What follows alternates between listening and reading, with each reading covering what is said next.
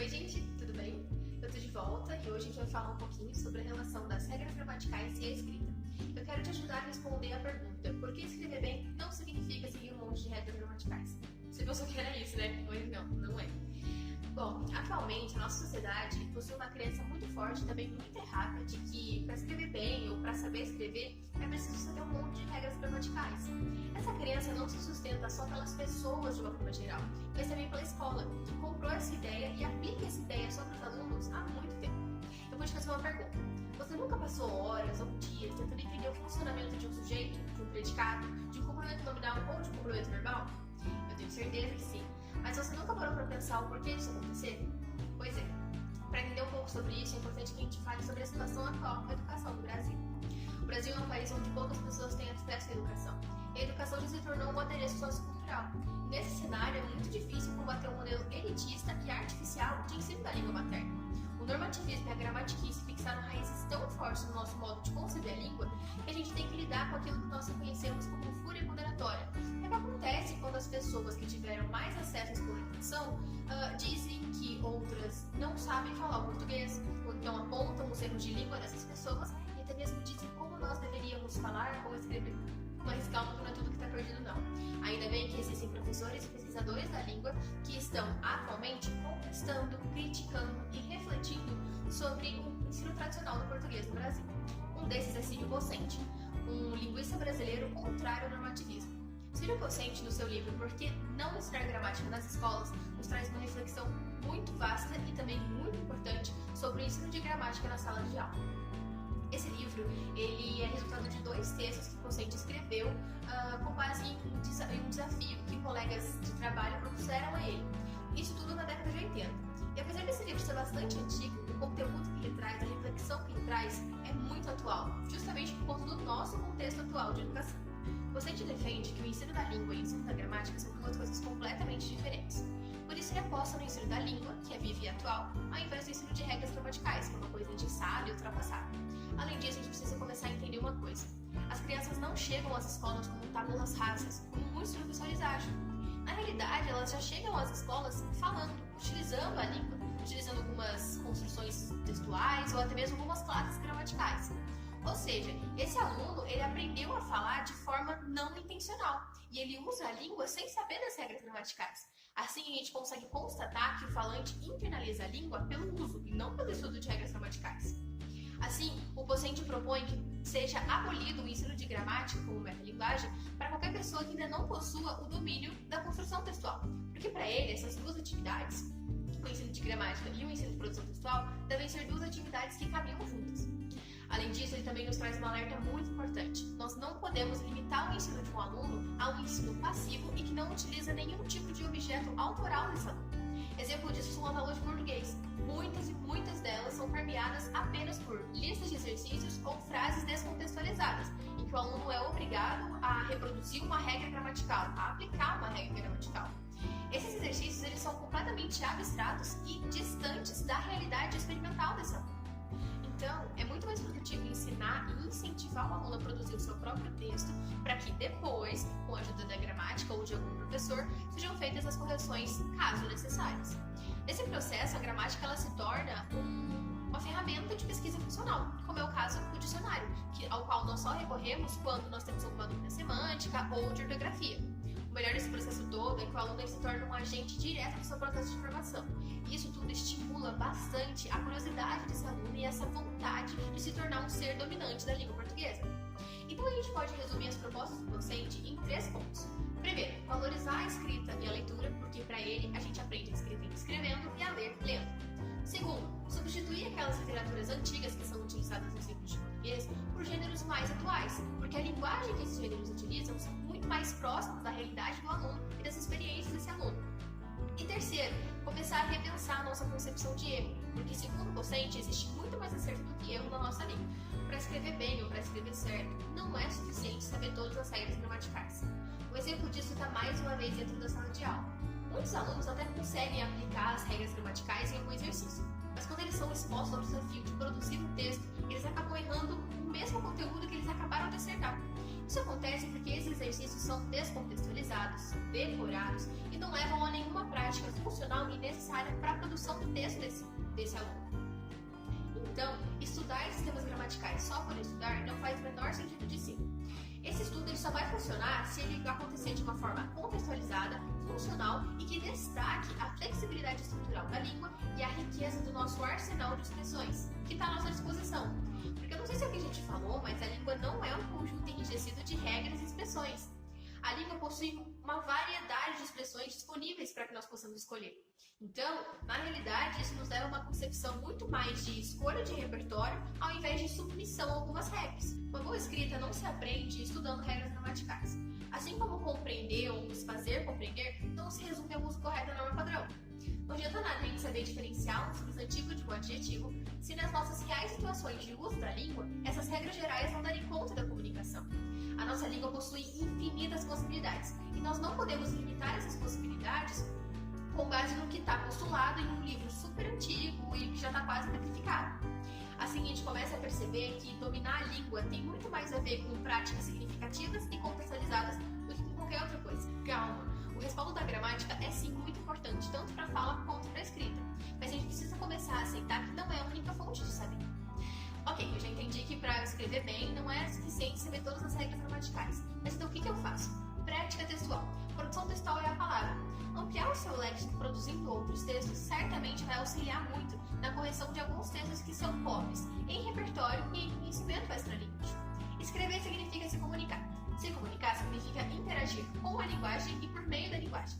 Quando a gente escreve um texto, é preciso que a outra pessoa nos entenda. É preciso que esse texto faça sentido. E para esse texto fazer sentido, a gente precisa utilizar a língua que já é conhecida, que já está em uso. E, quando necessário, aperfeiçoá-la. Dessa forma, a nossa competência linguística vai ser muito bem aprimorada e isso vai refletir positivamente no nosso ato de escrever. E aí, Marcela, quais exemplos práticos você tem pra gente? Para melhor esclarecer essa ideia de que escrever bem não se reduz ao atender às regras gramaticais, vamos analisar um texto produzido por um aluno do 3º ano do ensino médio em que o tema proposto pelo professor é meio ambiente e ética. Esse texto, da perspectiva da observância das regras gramaticais como concordância, regência e pontuação, não apresenta grandes problemas, podendo até mesmo ser considerado como satisfatório. Vamos então verificar se podemos considerá-lo como um bom texto. O meio ambiente e ética. Os homens estão desmatando o nosso meio ambiente sem pensar nas consequências que prejudicam no futuro. Desse jeito, eles vão acabar com as árvores e as nascentes de água que tem no nosso meio ambiente. Eles vão poluir o meio ambiente, mas se todos nós manifestarmos contra o desmatamento para ver se esses homens conscientizam e parem de desmatar as árvores, pois com o desmatamento vamos ter poluição, a escassez de água e muitas mais coisas. Porém, esses homens não estão pensando no futuro. Sem pensar, estão desmatando e acabando com o planeta do futuro, onde seus futuros ancestrais deverão morar. Assim, os seus filhos e netos vão acabar ficando doentes com a poluição do meio ambiente e a escassez de água. Nós, jovens, devemos lutar contra os desmatamentos. Não devemos deixar os homens desmatar o meio ambiente, porque se eles continuam desmatando, nos próximos anos não teremos água e nem ar puro no planeta Terra. No título, esse aluno mantém o tema dado pelo professor. Em um texto, qualquer que seja ele, o título tem a função de síntese do que será discutido ao longo do texto. Tem a função importante de chamar a atenção do leitor para o que será discutido. Neste caso, então, o leitor vai ao texto em busca de uma discussão sobre meio ambiente e ética, sobre a relação dessas duas questões. Prosseguindo, vamos analisar o primeiro parágrafo. No primeiro parágrafo, o período marcado em vermelho pode ser considerado a afirmação que demarca a posição do autor sobre o tema. Porém, chama a atenção a expressão os homens. Quais homens? De todo o Brasil, do mundo, de quais homens fala o produtor desse texto? Em seguida vem, estão desmatando o nosso meio ambiente. Aqui fica mais uma pergunta. Meio ambiente pode ser desmatado? Se formos buscar as definições, vemos que meio ambiente é uma espécie de guarda-chuva, que abriga várias coisas. No portal Biomania, na internet, por exemplo, encontramos a seguinte definição para meio ambiente. conjunto de unidades ecológicas que funcionam como um sistema natural e incluem toda a vegetação, animais, micro-organismos, solo, rochas, atmosfera e fenômenos naturais que podem ocorrer em seus limites. Meio ambiente também compreende recursos e fenômenos físicos como ar, água, clima, assim como energia, radiação, descarga elétrica e magnetismo.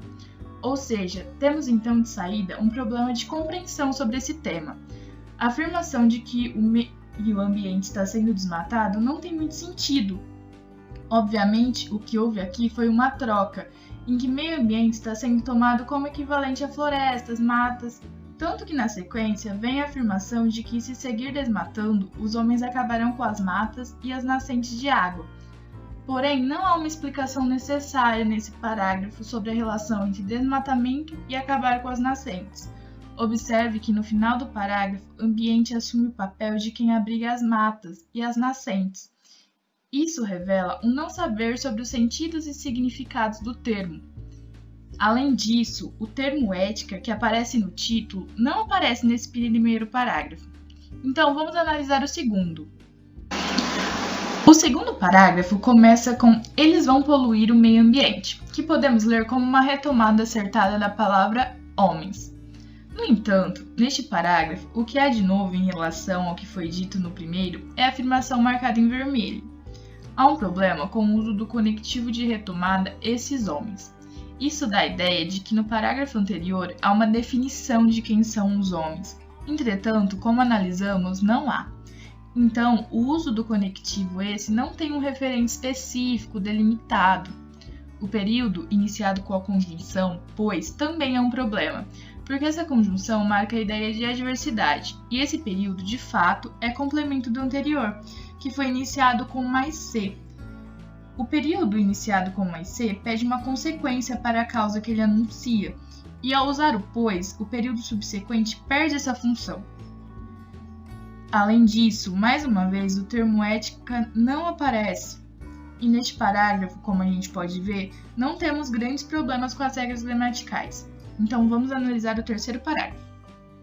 O terceiro parágrafo começa com porém e em seguida o termo esses homens. Novamente, há um problema de retomada, uma vez que nos dois parágrafos anteriores não houve uma definição, uma delimitação de quem são esses homens. Por isso, o uso do conectivo esse fica sem função, novamente. O período em vermelho retoma a ideia de não pensar no futuro, agora acrescida de uma ideia nova, acabar com o planeta e não mais só com o meio ambiente. Na sequência, há uma expressão novamente contraditória e que revela um não saber, embora aparentemente possa ser considerada como poética. O produtor do texto diz que os homens não estão pensando no planeta onde seus futuros ancestrais deverão morar. O termo ancestral define a geração passada. Filhos e netos não são ancestrais de pais e avós, mas sim geração presente ou futura. Novamente, a ideia de poluição do meio ambiente e escassez de água aparecem, mas até agora essa consequência não está claramente explicitada por causa do desmatamento. Obviamente, podemos dizer, sabemos disso, sabemos que ele está querendo dizer que o desmatamento diminui a quantidade de chuva, aumenta a erosão da terra e que, por sua vez, põe em risco os rios e as nascentes. No entanto, isso não está no texto, está no nosso conhecimento, no conhecimento do leitor que pode fazer uma inferência e imaginar que era isso que o aluno quis dizer. Vamos ao quarto e último parágrafo. Bom, nesse último parágrafo, a gente parte da ideia de que o primeiro parágrafo foi a introdução e o segundo e o terceiro, desenvolvimento do texto. O quarto, então, é a conclusão. Logo, ele deveria retomar a afirmação inicial e confirmar o seu posicionamento com relação ao tema. A primeira oração coloca em cena o personagem mais específico e que até então não tinha aparecido, nós, jovens. Aqui, o aluno se incluiu na discussão.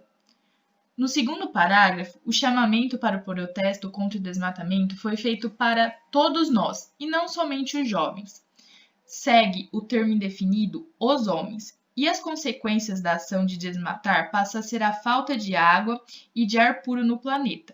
Claro, novamente podemos inferir que a falta de ar e água pura será decorrente da poluição, mas isso, mais uma vez, não está dito no texto. De fato, os termos foram sendo inseridos e ficou para o leitor construir as suas próprias conclusões. Além disso, o termo ética presente no título não aparece no corpo do texto, caracterizando assim uma fuga desse tema. Em síntese, conforme já discutimos, se a avaliação fosse para observar as regras gramaticais como concordância, regência e até mesmo pontuação, poderíamos considerar que o produtor desse texto possui um bom conhecimento. No entanto, da perspectiva do desenvolvimento do tema, sobre o conhecimento que esse autor possui do tema, da articulação e progressão de ideias, o que não permitiria que o assunto ficasse tão repetitivo, esse texto apresenta sérias deficiências. Então, nos próximos vídeos, exploraremos esse conhecimento a mais, além do saber das regras gramaticais, para saber qual saber necessário para produzir um bom texto. Agora, vamos a um desafio. É hora de comprovar que uma boa escrita não depende de regras. Você topa? O desafio de hoje foi intitulado Sargent. Isso mesmo, Sargent, que nada mais é do que regras ao contrário. E o intuito é propor uma correção um pouco diferente da habitual. Vamos lá! Você deve escrever de forma corrida e sem interrupções um pequeno texto sobre um tema atual. Depois você vai realizar a Sargent, ou seja, correção de regras ao contrário. Nessa correção, você não deve se atentar aos erros gramaticais, mas sim procurar acertos em outras áreas. O quanto de posicionamento está presente no seu texto, o que há de autoral nesse texto, quão bem você organizou e desenvolveu esse tema, quais conhecimentos de mundo você mobilizou para construir esse texto. Assim, você vai perceber que um texto, para exercer sua função, não precisa atender a um montão de regras. Agora é sua vez. Mão na massa, até um próximo vídeo. Tchau!